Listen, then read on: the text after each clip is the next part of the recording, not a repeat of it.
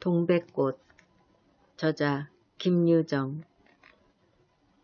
오늘도 또 우리 수탉이 막 쫓기었다. 내가 점심을 먹고 나무를 하러 갈 양으로 나올 때이었다.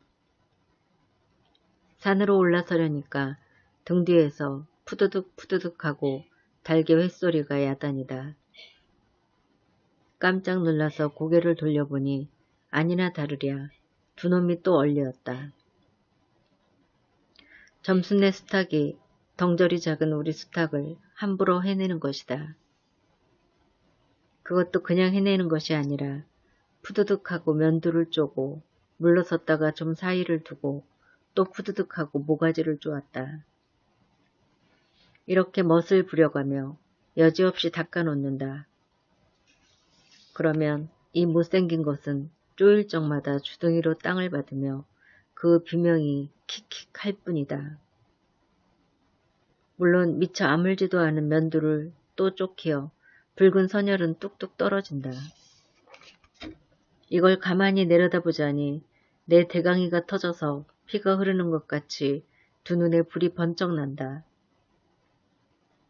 대뜸 지게 막대기를 메고 달려들어 점순내 닭을 후려칠까 하다가 생각을 고쳐먹고 헛매질로 떼어만 놓았다. 이번에도 점순이가 쌈을 붙여놨을 것이다.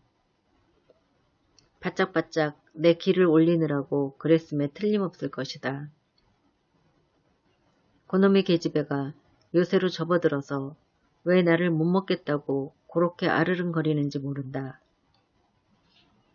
나흘 전 감자 조각만 하더라도 나는 저에게 조금도 잘못한 것은 없다. 계집애가 나무를 캐러 가면 갔지 나무 일탈이 엮는데 땡이질을 하는 것은 다 뭐냐. 그것도 발소리를 죽여가지고 등 뒤로 살며시 와서 얘, 너 혼자만 일하니? 하고 긴치 않은 수작을 하는 것이다. 어제까지도 저와 나는 이야기도 잘 않고 서로 만나도 본 척만 척하고 이렇게 점잖게 지내던 터이련만 오늘로 갑작스리 대견해졌으면 웬일인가. 항차 망하지만한 계집애가 남 일하는 놈 보고 그럼 혼자 하지 때로 하디? 내가 이렇게 내배앉는 소리를 하니까 너 일하기 좋니? 또는 한여름이나 되거든 하지 벌써 울타리를 하니? 잔소리를 두루 늘어놓다가 남이 들을까봐 손으로 입을 틀어막고는 그 속에서 깔깔대인다. 별로 우스울 것도 없는데 날씨가 풀리더니 이놈의 계집애가 미쳤나 하고 의심하였다. 게다가 조금 뒤에는 저희 집게를 할끔할끔 돌아보더니 행주치마의 속으로 꼈던 바른 손을 뽑아서 나의 턱 밑으로 불쑥 내미는 것이다. 언제 구웠는지 아직도 더운 김이 획 끼치는 굵은 감자 3개가 손에 뿌듯이 쥐었다. 네 집엔 이거 없지 하고 생색 있는 큰 소리를 하고는 제가 준 것을 남이 알면 큰일 날 테니 여기서 얼른 먹어버리란다. 그리고 또 하는 소리가 너 봄감자가 맛있단다. 난 감자 안 먹는다. 너나 먹어라. 나는 고개도 돌리려지 않고 일하던 손으로 그 감자를 도로 어깨너머로 쓱 밀어버렸다. 그랬더니 그래도 가는 기색이 없고 뿐만 아니라 새근새근하고 심상치 않게 숨소리가 점점 거칠어진다. 이건 또 뭐야 싶어서 그때에야 비로소 돌아다보니 나는 참으로 놀랐다. 우리가 이 동네에 들어온 것은 근 3년째 되어오지만 여지껏 가무잡잡한 점순이의 얼굴이 이렇게까지 홍당무처럼 새빨개진 법이 없었다. 게다 눈에 독을 올리고 한참 나를 요렇게 쏘아보더니 나중에는 눈물까지 어리는 것이 아니냐. 그리고 바구니를 다시 집어들더니 이를 꼭 아물고는 엎어질 듯 자빠질 듯 논뚝으로 힝하게 달아나는 것이다. 어쩌다 동네 어른이 너 얼른 시집을 가야지 하고 웃으면 염려 마세요. 갈 때 되면 어련히 갈라고. 이렇게 천연덕스리 받는 점순이었다. 본시 부끄러움을 타는 계집애도 아니거니와 또한 분하다고 눈에 눈물을 보일 얼병이도 아니다. 분하면 차라리 나의 등허리를 바구니로 한번 모지게 후려 때리고 달아날지언정. 그런데 고약한 그 꼴을 하고 가더니 그 뒤로는 나를 보면 잡아먹으려고 기를 복복 쓰는 것이다. 서로 주는 감자를 안 받아먹은 것이 실례라 하면 주면 그냥 주었지 너 집엔 이거 없지는 다 뭐냐. 그렇잖아도 저희는 마름이고 우리는 그 손에서 배제를 얻어 땅을 부침으로 일상 굽신거린다. 우리가 이 마을에 들어와 집이 없어서 곤란으로 지낼째 집터를 빌리고 그 위에 집을 또 짓도록 마련해 준 것도 점순네의 호의였다. 그리고 우리 어머니 아버지도 농사 때 양식이 딸리면 점순네한테 가서 부지런히 구워다 먹으면서 인품 그런 집은 다시 없으리라고 침이 마르도록 칭찬하곤 하는 것이다. 그러면서도 17씩이나 된 것들이 수근수근하고 붙어다니면 동네의 소문이 사납다고 주의를 시켜준 것도 또 어머니였다. 왜냐하면 내가 점순이하고 일을 저질렀다가는 점순내가 노할 것이고 그러면 우리는 땅도 떨어지고 집도 내쫓기고 하지 않으면 안 되는 까닭이었다. 그런데 이놈의 계집애가 까닭없이 길을 복복 쓰며 나를 말려 죽이려고 드는 것이다. 눈물을 흘리고 간 담날 저녁 나절이었다. 나무를 한 짐 잔뜩 지고 산을 내려오려니까 어디서 닭이 죽는 소리를 친다. 이거 네 집에서 닭을 잡나 하고 점순내 울 뒤로 돌아오다가 나는 고만 두 눈이 둥그랬다. 점순이가 저희 집 봉당에 홀로 걸터 앉았는데 이게 치마 앞에다 우리 씨암탉을 꼭 붙들어 놓고는 이놈의 닭 죽어라 죽어라 요렇게 안팡스리 패주는 것이 아닌가. 그것도 대가리나 치면 모른다마는 아주 알도 못나라고 그 볼기짝개를 주먹으로 콕콕 쥐어박는 것이다. 나는 눈에 쌍심지가 오르고 사지가 부르르 떨렸으나 사방을 한번 휘돌아보고야 그제서 점순이 집에 아무도 없음을 알았다. 잡은 참 지게 막대기를 들어 울타리의 중턱을 후려치며 이놈의 계집애 남의 닭 알못나라고 그러니? 하고 소리를 빽질렀다. 그러나 점순이는 조금도 놀라는 기색이 없고 그대로 의젓이 앉아서 제닭 가지고 하듯이 또 죽어라 죽어라 하고 패는 것이다. 이걸 보면 내가 산에서 내려올 때를 겨냥해가지고 미리부터 닭을 잡아가지고 있다가 네 보란듯이 내 앞에 죄지르고 있음이 확실하다. 그러나 나는 그렇다고 남의 집에 뛰어들어가 계집애하고 싸울 수도 없는 노릇이고 형편이 썩 불리함을 알았다. 그래 닭이 맞을 때마다 지게 막대기로 울타리를 후려칠 수밖에 별 도리가 없다. 왜냐하면 울타리를 치면 칠수록 울섭이 물러앉으며 뼈대만 남기 때문이다. 허나 아무리 생각하여도 나만 믿지는 노릇이다. 이년아 남의 닭 아직 죽일 터이냐. 내가 도끼 눈을 뜨고 다시 꽤 호령을 하니까 그제서야 울타리께로 쪼르르 오더니 밖에 섰는 나의 머리를 겨누고 닭을 내팽개친다. 에이 더럽다 더럽다. 더러운 걸 널더러 입대 끼고 있으랬니? 망할 계집애년 같으니. 하고 나도 더럽단 듯이 울타리깨를 힝하게 돌아내리며 약이 오를 대로 다 올랐다. 라고 하는 것은 암탉이 풍기는 서술에 나의 이맛배기에다 물짓똥을 찍 갈겼는데 그걸 본다면 알집만 터졌을 뿐 아니라 골병은 단단히 든 듯 싶다. 그리고 나의 등 뒤를 향하여 나에게만 들릴 듯 말 듯한 음성으로 이 바보 녀석아, 너 베네병신이지? 그만둬 좋으련만.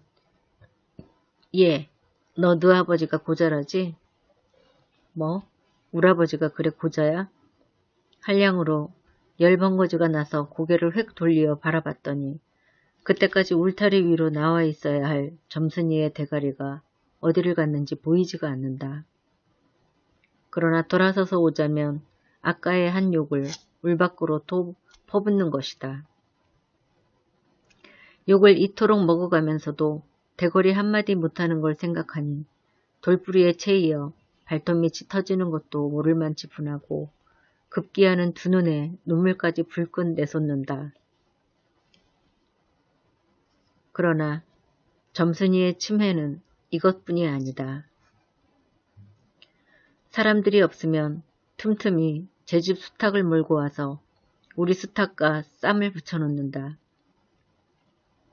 제 집 수탉은 썩 험상궂게 생기고 쌈이라면 회를 치는 고로 의뢰이 이길 것을 알기 때문이다. 그래서 툭하면 우리 수탉이 연두며 눈깔이 피로 흐드러하게 되도록 해놓는다. 어떤 때에는 우리 수탉이 나오지를 않으니까 요놈의 계집애가 모이를 주고 와서 꿰어내다가 쌈을 붙인다. 이렇게 되면 나도 다른 배차를 차리지 않을 수 없었다. 하루는 우리 수탉을 붙들어 가지고 넌지시 장독계로 갔다. 쌈딱에게 고추장을 먹이면 병든 황소가 살모사를 먹고 용을 쓰는 것처럼 기운이 뻗친다 한다. 장독에서 고추장 한 접시를 떠서 닭 주둥아리께로 들여밀고 먹여보았다. 닭도 고추장의 맛을 들였는지 거슬리지 않고 거진 반 접시 턱이나 곧잘 먹는다. 그리고 먹고 금시는 용을 못 쓸 터이므로 얼마쯤 기운이 돌도록 회 속에다 가두어 두었다. 밭에 두엄을 두어짐 전내고 나서 쉴 참에 그 닭을 안고 밖으로 나왔다.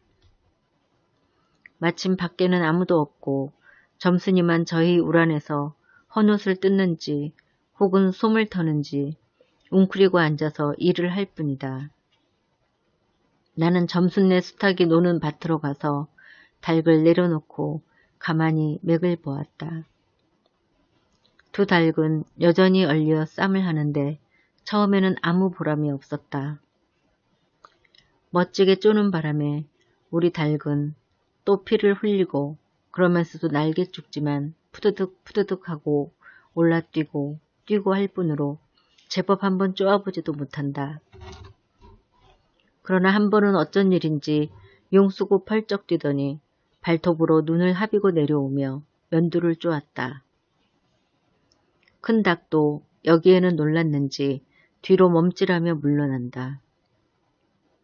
이 기회를 타서 작은 우리 수탉이 또 날쌔게 덤벼들어 다시 면두를 쪼니 그제서는 감때 사나운 그 대강이에서도 피가 흐르지 않을 수 없었다.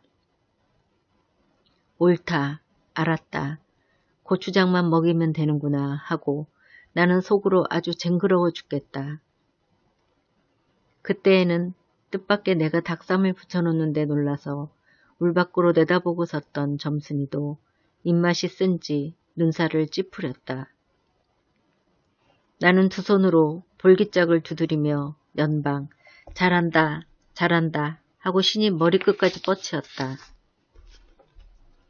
그러나 얼마 되지 않아서 나는 넋이 풀려 기둥같이 묵묵히 서 있게 되었다. 왜냐하면 큰 닭이 한 번 쪼인 안거품으로 허들갑슬이 연거푸 쪼는 서슬에 우리 수탉은 찔금 못하고 막 고른다. 이걸 보고서 이번에는 점순이가 깔깔거리고 되도록 이쪽에서 많이 들으라고 웃는 것이다.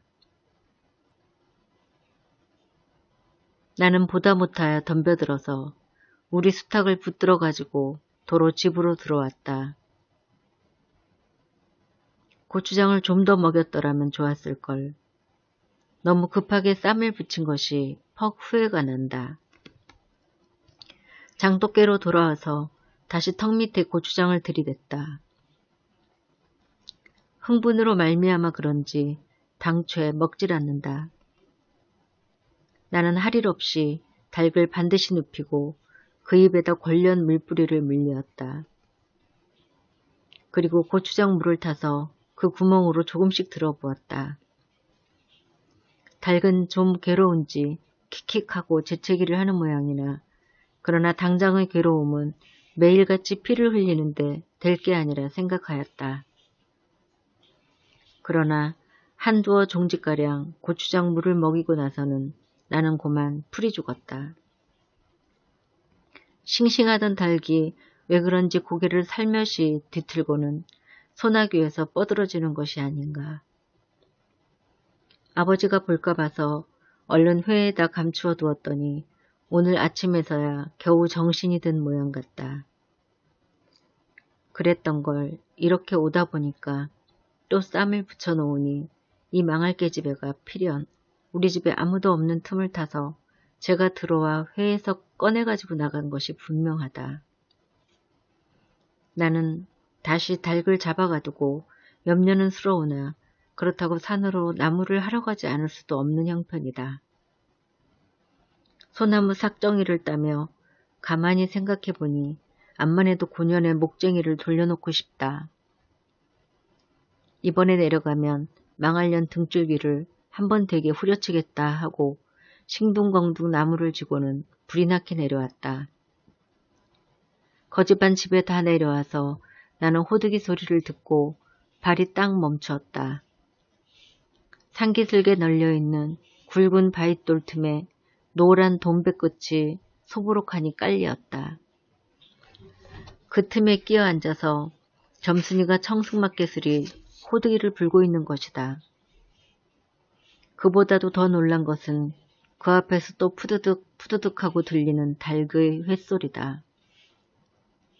필연코 요년이 나의 약을 올리느라고 또 닭을 집어내다가 내가 데려올 길목에다 쌈을 시켜놓고 저는 그 앞에 앉아서 천연스레 호두기를 불고 있음에 틀림없으리라. 나는 약이 오를 대로 다 올라서 두 눈에서 불과 함께 눈물이 퍽 쏟아졌다. 나무찌개도 놀 새 없이 그대로 내동댕이 치고는 지게막대기를 뻗치고 허둥허둥 달려들었다. 가까이 와보니 과연 나의 짐작대로 우리 수탉이 피를 흘리고 거의 빈사지경에 이르렀다. 닭도 닭이려니와 그러함에도 불구하고 눈 하나 깜짝 없이 그대로 앉아서 호두기만 보는 그 꼴에 더욱 치가 떨린다. 동네에서도 소문이 났거니와 나도 한때는 걱실걱실이 일 잘하고 얼굴 예쁜 계집애인 줄 알았더니 시방 보니까 그 눈깔이 꼭 여우 새끼 같다. 나는 대뜸 달겨들어서 나도 모르는 사이에 큰 수탉을 단매로 때려 엎었다. 닭은 폭 엎어진 채 다리 하나 꼼짝 못하고 그대로 죽어버렸다. 그리고 나는 멍하니 섰다가 점순이가 매섭게 눈을 흡뜨고 닥치는 바람에 뒤로 벌렁 나자빠졌다. 이놈아, 너 왜 남의 닭을 때려 죽이니? 그럼 어때? 하고 일어나다가 뭐 이 자식아, 누집 닭인데? 하고 복장을 떼미는 바람에 다시 벌렁 자빠졌다.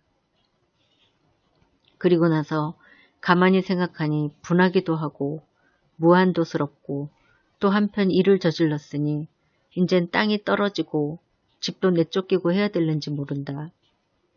나는 비슬비슬 일어나며 소매자락으로 눈을 가리고는 얼김에 엉 하고 울음을 놓았다. 그러자 점순이가 앞으로 다가와서 그럼 너 이다음부턴 안 그럴 테냐? 하고 물을 때에야 비로소 살 길을 찾은 듯 싶었다. 나는 눈물을 우선 씻고 뭘 안 그러는지 명색도 모르건만 그래 하고 무턱대고 대답하였다. 요담부터 또 그래봐라. 내 자꾸 못살게 굴 테니.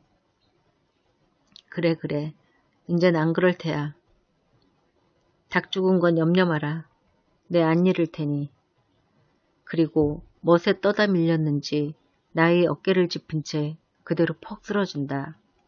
그 바람에 나의 몸뚱이도 겹쳐서 쓰러지며 한창 피어 퍼들어진 노란 동백꽃 속으로 폭 파묻혀버렸다. 알싸한 그리고 향긋한 그 냄새에 나는 땅이 꺼지는 듯이 온 정신이 고만 아찔하였다. 너 말 마라. 그래. 조금 있더니 요 아래서 점순아, 점순아. 인연이 바느질을 하다 말고 어딜 갔어? 하고 어딜 갔다 온 듯 싶은 그 어머니가 역정이 대단히 났다. 점순이가 겁을 잔뜩 집어먹고 꽃밑을 살금살금 기어서 산 아래로 내려간 다음 나는 바위를 끼고 엉금엉금 기어서 산 위로 치 빼지 않을 수 없었다.